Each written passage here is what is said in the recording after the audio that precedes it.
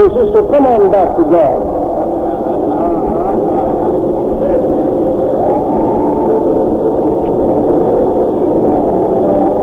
I want to talk this evening on the subject of humanity, human audacity exposed by divinity.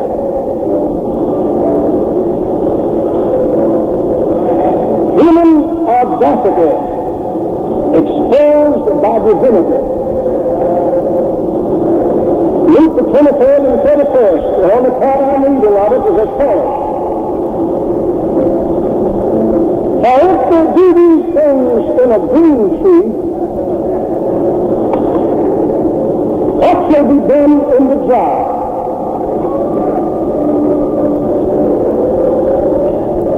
From the lips of Jesus, the words of this text are to my mind the most challenging utterances ever made with reference to this graceful conduct. It was human audacity to which he referred, metaphorically. Audacity, an intelligent comprehension of the word itself, is of much importance in this very connection, I deem. Audacity is boldness in evil conduct. A public display of shameful, disgraceful, sinful, or degrading habits. Acts of indecency contrary to human reason, contrary to religion, or even good morals. It is disgusting, breathtaking inconsistency. Webster says it is bold and open disregard of decorum. Unquote. That which draws some people such exclamations as, he had the guts to ask me for a favor after insulting me. Or he had the nerve to ask me to support him against myself, my family, and my friends. So it's nerve, it's guts. It means to publicly profess one thing and publicly practice just the opposite. Audacious people give no heed to good conscience, a good law, a good religion, a good advice, good government, or anything, but in the face of, and even in spite of all this, they market the evil of our ways. No sin is stalking before the gaze of the public line of green corn and a southern plantation in the month of June. I believe that people need some conscience. But I want you to know that we are not living in the old age in which some people were godless, ruthless, thoughtless, sinful, and disgraceful. The green tree versus the dry.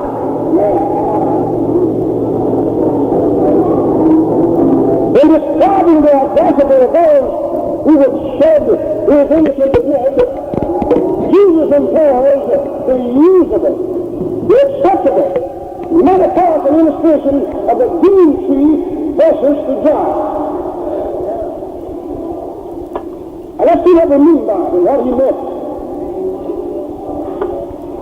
What makes a tree green? It's an invisible stream of life in the tree.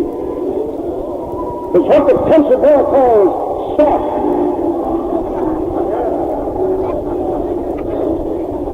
It's an invisible force at work in the tree. Evidenced by leaves, buds, blossoms, and fruit. The green tree, therefore, in this catching an objective illustration that fell from the lips of the Master, represents the Spirit-filled life. It represents the immediate presence of Jesus the Christ. This green tree represents a Christian person, a Christian home, a Christian institution, a Christian nation, a Christian community, a Christian city, state, or nation. In concerning those who were disturbed and distressed by the audacious outrages of the mob that laid hands on Jesus to lay him on Calvary, Jesus said, "Weep not for me. Ye daughters of Jerusalem, weep not for me, but for yourselves and for your children." Be not surprised, he was saying. Do not be alarmed beyond measure at the way that the mob is treating me. Weep for yourselves and your children. This is the kind of world you're in. And to do these things to me, what shall be done to you? That's what he meant. If they do these things to the first man that ever lived,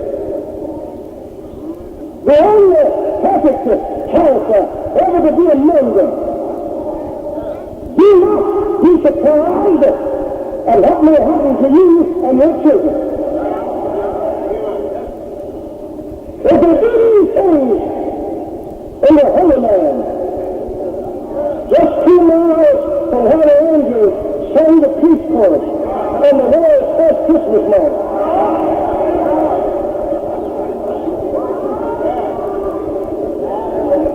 if they do these things where justice was born and peace was locked in a cradle,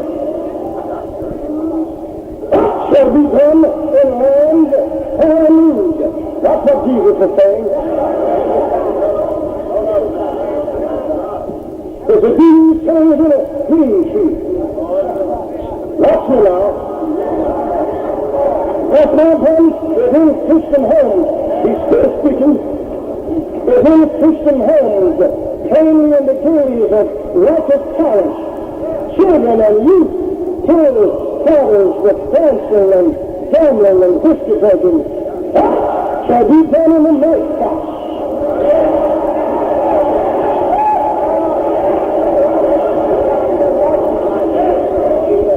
What shall be done in the night box of our capital cities and highway road houses? That's what Jesus is asking there. If in the church pews, evil thoughts are born and cultivated under the voice of the preaching of the gospel, if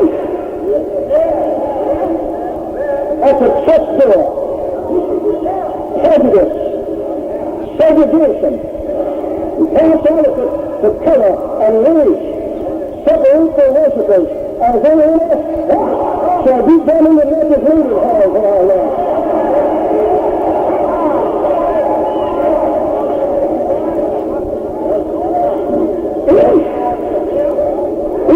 If they do these things, from focus to teach hate instead of love, what shall be done in the courthouse? Oh, answer me, preachers.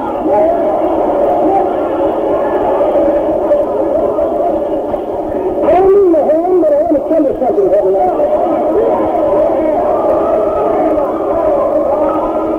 I didn't come out here to preach just to preach. If you read your newspapers, magazines, and listened to radio and television announcements, we're living in a world of so much audacity.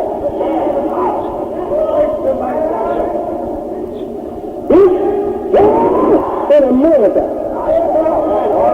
where we boast of Christianity, charity, freedom, and justice, within this Christian government, people are segregated, exterminated against, for being of a different color. There's people are taxed without representation, mobbed and lynched without court trial and court ruler, and denied civil rights by those who howl about states' rights.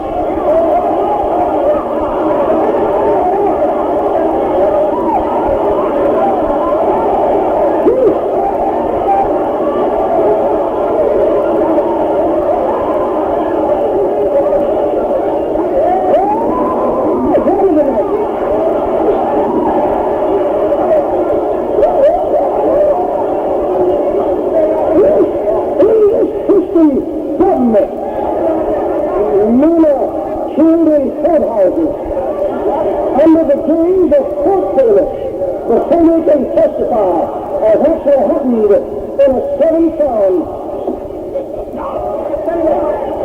And nothing done with those who committed such open murder just because the one so murdered colored members of a victimized minority.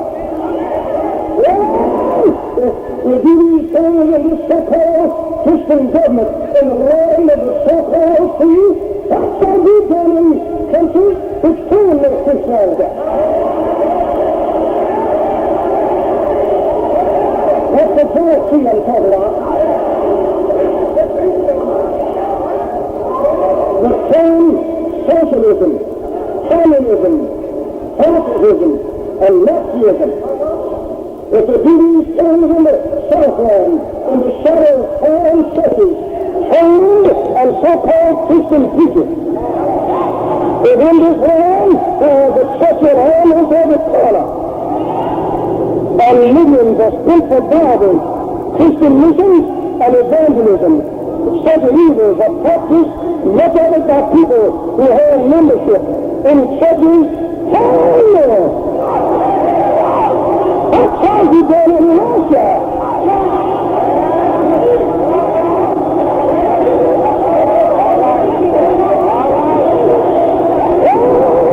If they do these things in a see, come in the way of the Divinity in the Church Street.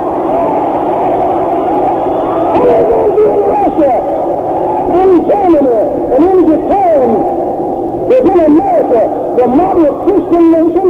People are going to do these things I'm talking about. Can I get a witness? Jesus said, don't be disturbed.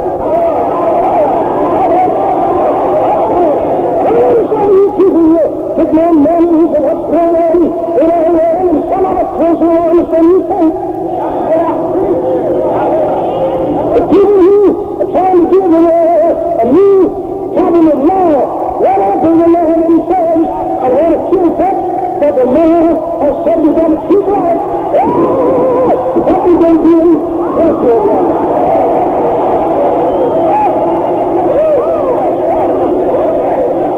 I wish I had time to preach tonight.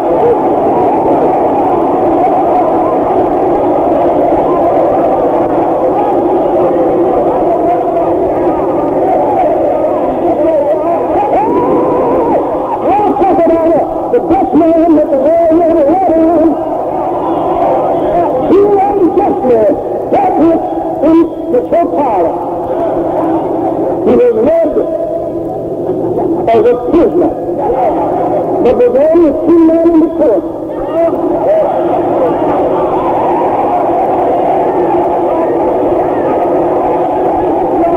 He was led into a hall called the judgment hall.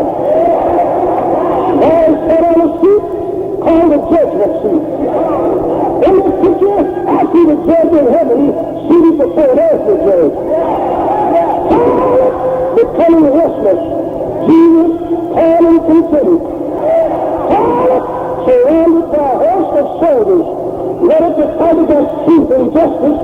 Jesus, surrounded by legions of unseen angels, waiting for God to give an answer. Now the thundering stars. Filling the earth with darkness as this is the union of a million moons night. And false witnesses was talking. But Jesus was not saying a many words, but oh Lord, in his silence, he fulfilled David's prophecy. He said, you know, as a lamb to the slaughter, all of the sheep from the prairie soil. Oh, you have not his Lord. If he had spoken, he would have made the prophets alive. And for no reason better did he speak. He was turning up the voice of silence speak. Sometimes, if a man is hoarse, he sends to speak for him.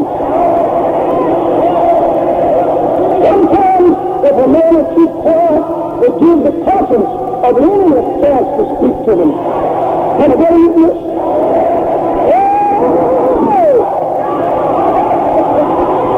What are you talking about there? Jesus took to every innocent. You talk about innocent men who are being killed. Innocent boys who are being thrown in the river as all targets of prejudice and hate. Oh, no! It didn't just stop. In spite of the steady of talking, which constantly kicked and moved in their bosoms as the pendulum of a clock continued to swing backwards and forth, saying, that's right, that's right, that's right, in spite of public sentiment and the law being against it. And the audacious mob was bent on him in their hands and his innocent blood. And God was watching, and the forces of nature were being summoned against them. People haven't got sense enough to see that God's verdict when his retributive justice on people who shut their eye on crime that they could help prevent. And on the hand that the day is at hand and Divinity is uncovering his renowned kind of rulership. He will turn that back to keep them seeing who killed an innocent man.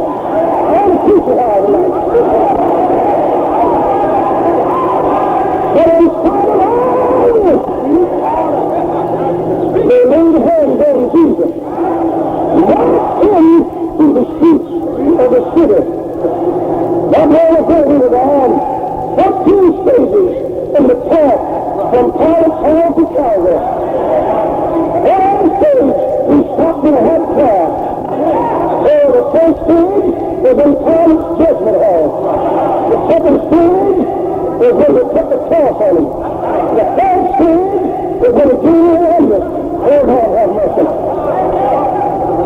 And they laid the hand on him, marched him through the streets of the city, and carried him to a hill on Calvary. They forced him to carry his cross, and with him a black man on his family. They forced him to carry his cross. Yay! The black man had a symptom of what he wore 2 days of race. One arm. One arm Jesus, the other arm a mob crowd, and his hands on a cross. Can you get a witness?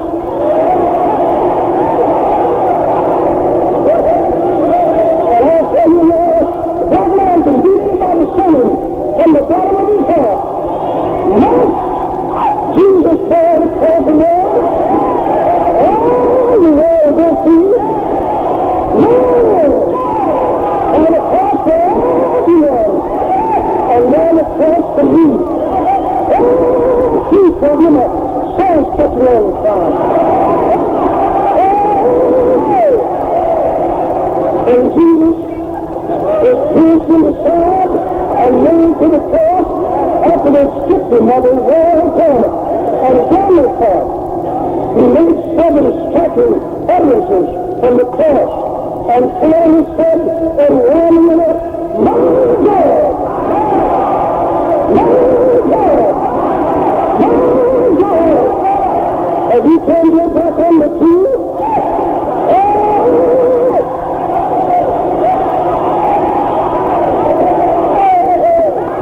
And heaven couldn't stand it.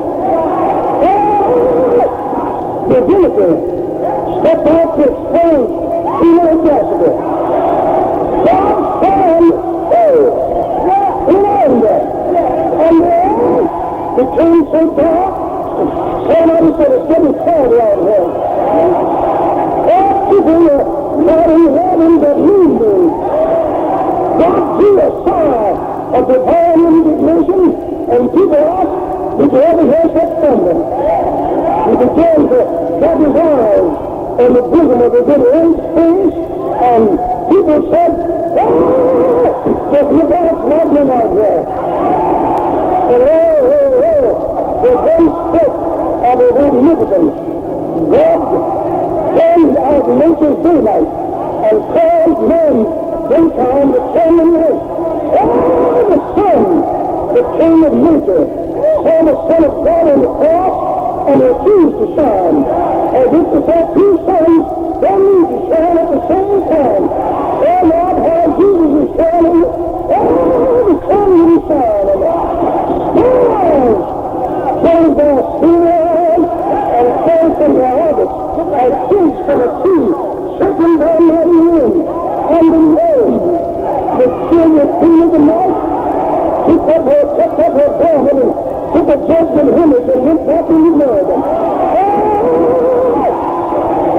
The earth shook, and the grave opened, and the dead got up out of the grave, and marched down the streets of the sinner. The holy city crying, "What's the matter?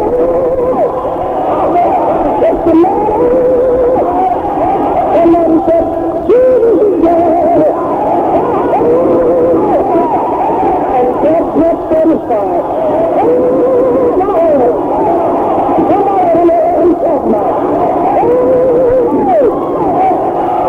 And then visible hand touched the down of the temple at the top and stripped it down to the bottom. And the centurion, who had charge of 100 soldiers, backed up in front of him and said,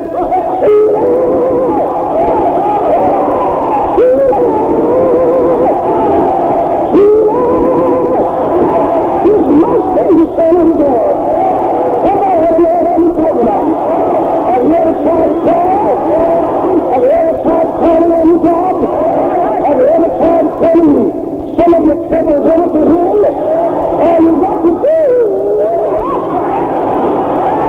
wake up in the midnight hour, get on your knees, put your hand on your heart, and look up all in the morning. So still, the Lord is working, rising across the meadow, rising from the face of the Lord in action. So still, the dogs are slow. Just about the time of it, these are the mother, things are killing the southern cares. Somebody don't know what I'm talking about. You know.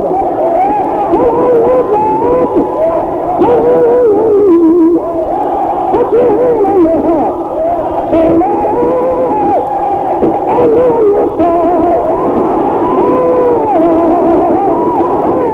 I'm being mistreated. I'm having trouble all the time. God will tell the angels of the sinners and the living stuff. Get their wings and heaven see the efficacy. And leave with inconceivable activity. Fly down in the mountain and sound. Put around the darkness from the fall. And let your head $25.